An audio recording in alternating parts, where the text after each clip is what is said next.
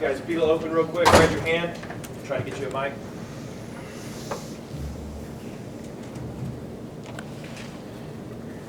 Go ahead, boss. All right. Quick Hey, good to see everybody this morning. Obviously, fall camp's in the air.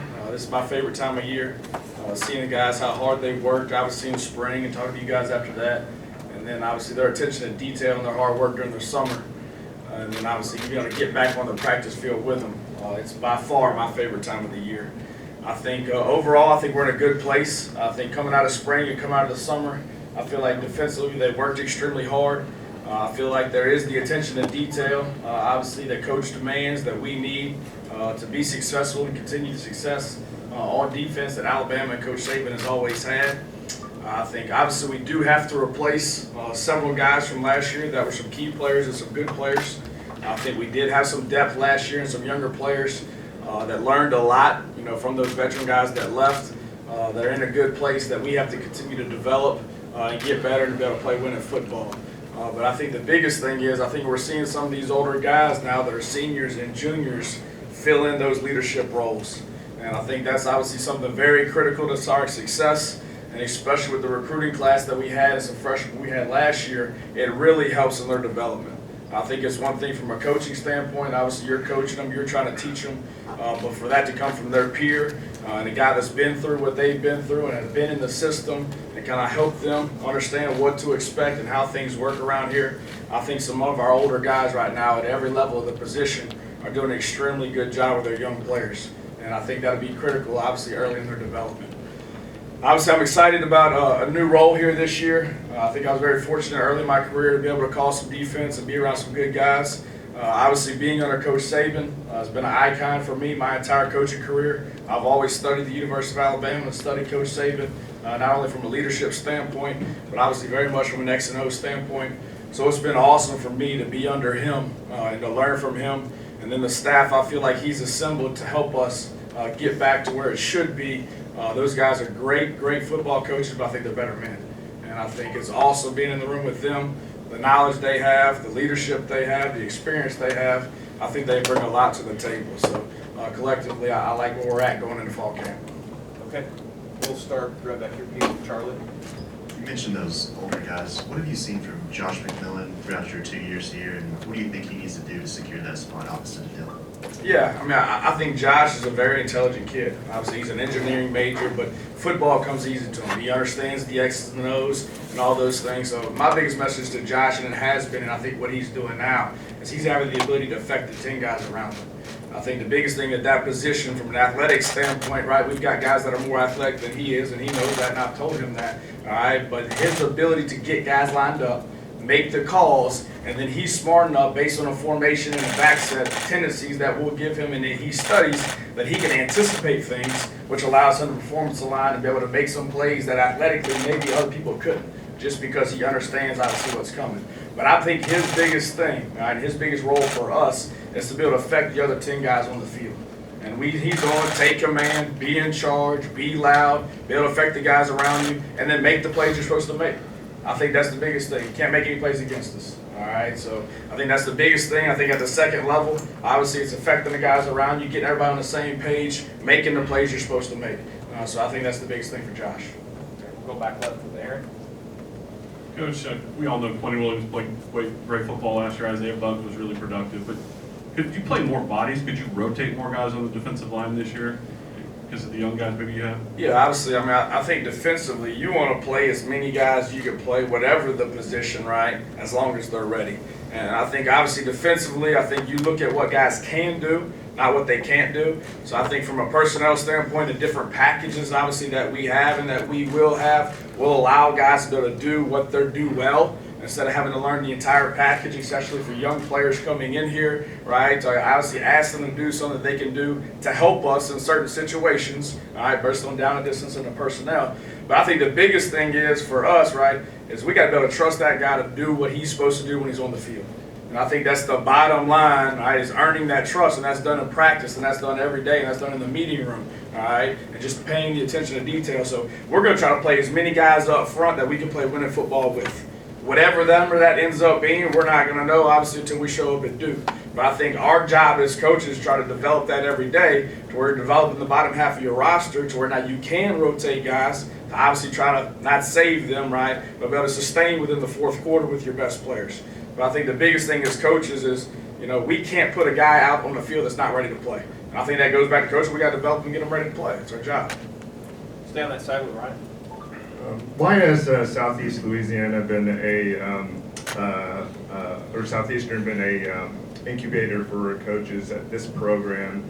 How much did you guys learn the defensive scheme that maybe is used here, or get at least the foundation of it, and during your time there? Yeah.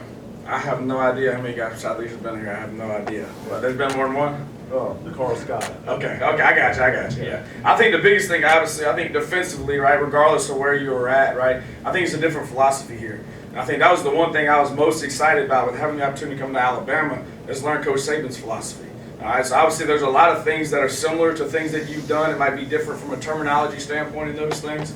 I think obviously from a personnel grouping, we were very similar there in the things that we did from a 3-4 standpoint and getting into nickel and getting to the 4-2 of odd and even.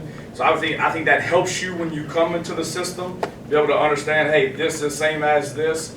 But to me, it's a completely different concept because you got a completely different guy running it, and it's the best guy to ever do it. So that was what was exciting about me. You've got a defense, you run a defense a certain way for so long. Well, I want to learn a different way how to do it. And then that way, whether you're here or you leave here or whatever it is, right, then you kind of merge those things. I think that's the best thing about Coach Saban that he does, right? His defense has worked and it's been successful for a long time. But he's still looking every offseason, how can we get better? What do we need to change? All right, what part of our package did we not do well last year based on tendencies? And then what can we change? Let's go find the best way to do it. Let's get in a room. Let's put our thoughts together. And when we leave here, this is how we're going to do it. So the most exciting thing to me is not what I've done, but it's what I've learned here and have the ability to continue to do. Stay on that side with Michael. You talked in your opening about depth. Are there any concerns about depth in this defense this year, and where have you seen improvements? I mean, I think obviously that's what fall camp's for. I think coming off of day one, I thought we had a lot of guys that did some good things. We've got a long way to go, but I think that's what fall camp's for. I think every day we got to go out. We got to get these young players into the can-do category, meaning they can do what they're supposed to do to allow us to be able to play winning football, and we got to continue to do that every day. And I think obviously in this game, you never know from a depth standpoint whether you're good or not because you don't know with injuries. All right, you just don't know. So, our job is to get everybody in that room at every position, knowing what they're supposed to do. Who do I look at? Who do I key? What's my footwork? What's my eye progression? So there's a bottom line. They're here for a reason. They're one of the best athletes and the best football players in the country. All right, we got to get them to where they're not thinking on the field.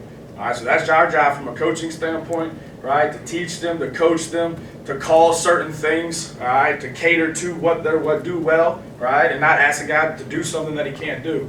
So I think a lot of that, when you start talking about depth, it depends on what you're asking a guy to do versus what personnel grouping and what package. So I think you can create depth by different packages, asking guys to do what they do well, all right, but depending upon obviously what the down and distance is in the game. So I think right now we're taking a day at a time. We're taking one practice at a time, one meeting at a time, and we're trying to develop everybody on our roster.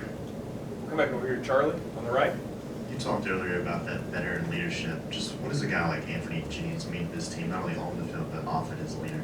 Yeah, I think, when you talk about an Alabama defense, to me, just watching it over the years and studying it, I think when you watch it, it's a relentless effort. It's guys that are just mentally tough, regardless whether it was a tackle for a loss or he missed the tackle, how he lines up, how he plays the next play. And then it's the physical toughness part of it. Like when you play Alabama and you see that on tape, how physical those guys are. And that doesn't start on Saturday.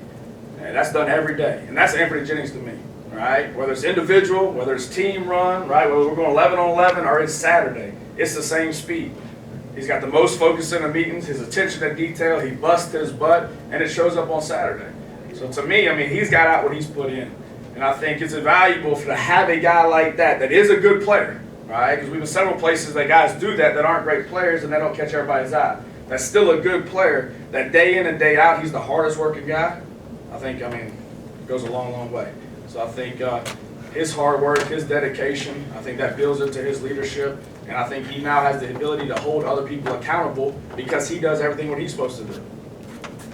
Back to Steven. Good morning, Coach. How you feeling? Good, baby. How are you? Doing good. You've been on a grind for a while. even before coming to Alabama. And a lot of people equate age with maturity, but even in youth, when you got that work ethic, it kind of works the same way. What's been the biggest thing you've taken from your time prior to Alabama that's got you to where you're not only confident you can do this job, but you know within yourself that these guys are about to get the best coaching? Yeah, man, I think obviously I played Division II football. Y'all know that. You know, I GA'd one semester and then got my first DC job at 22. And I've never looked at where I was at, where I was trying to go. You know, my old man was a high school football coach for a long time. And whatever I was going to do, I was all in where I was at. I've never called another guy for another job. I didn't have any calling agents, doing all that BS. I'm here to coach football. Regardless where it's at, whether it's Tusculum College, Delta State, Southeast, it don't matter. I like coaching football. I like developing young men. I ain't worried about my next job. It's my job to do the best job I can where I'm at. And I've done that my entire career, and I've been fortunate enough more than others, and there's a lot of great coaches out there that haven't got the opportunity that I got, and I'm very fortunate and lucky to be in the place I'm at. But I keep my head down. I do what I'm supposed to do. I try to be the best coach I can, develop my position, affect the people around me, find new ways of doing things, stay on the cutting edge. But I'm not worried about the next job. And whether I'm at Tusculum or Alabama, the preparation and how I coach the players is going to be exactly the same. Back here with Cecil. Hey, Coach Golding. Coach Saban talks about having big guys up front, how, you know, it's important to rotate guys, keep guys fresh. And that probably on the defensive line will require playing some of the younger guys. Do you have probably don't have a number in mind, but do you feel like you have enough of those younger guys that can contribute up front? Yeah, I mean, obviously, I think we had some young guys last year that learned a lot throughout the season and progressed drastically from fall camp to bowl practice and into spring ball, and I think they took a lot of strides. And obviously, we're really excited about, you know, the recruiting class of those 5 to 6 guys that we brought in. You know, some of them were here in spring, and then some of them got here in the summer. And obviously, I think the biggest thing is having, obviously, the ability to do my job, okay? But I think a lot of those guys from a talent standpoint can play the game. All right, so then it's getting them in shape, which Coach Cocker's done an unbelievable job all summer. And then it's our job as coaches to where they don't make plays against us. But there's no question, right? I think you're going to see a lot of new faces out there, but it's our job to prepare those guys and get them ready to do it. So absolutely, I think some young guys are going to obviously have to play. I think they're in a better situation than they have been because they got some older guys in that room that are going to help them. All right, so obviously Coach Baker does a great job with them, but I think they got some older guys in that room that are going to help the development process and just relieving some of the anxiety because they've been through it and to help some of those younger guys come along. So absolutely, I think you'll see some new faces and some rotations. We'll wrap it up. Just a couple real quick with James. Last one. What kind of growth have you seen out of Josh Jobe now that he has a full year under his belt with the defense, and what are the biggest things that you'll be working with him to grow in during fall camp? Yeah, I thought Josh made some big strides last year. I mean, I thought he came into that Clemson game by the end of the year and played pretty well versus, you know, some of the best players in the country. So I think obviously being a defensive back in this system, obviously there's a lot of different coverage concepts that are based on the formations, emotions, and things like that. So I felt like he started getting a lot more comfortable, you know, once we started getting into the bowl practices of the understanding of the coverage concepts and the integrity of coverages. And then once we got into the spring, obviously his knowledge improved, so I thought his confidence improved. Because from a skill set standpoint, he's long, he can run, he's got ball skills, he's competitive. I think he's everything that you're looking for and coach is looking for in a corner. So obviously I think he played well during spring. I think that transition to summer, I think he's had one of the best summers of any of our guys. And then obviously now into fall camp, I think he's going to continue to progress on that. But absolutely, I think his confidence has improved because his understanding of what we're asking him to do has improved.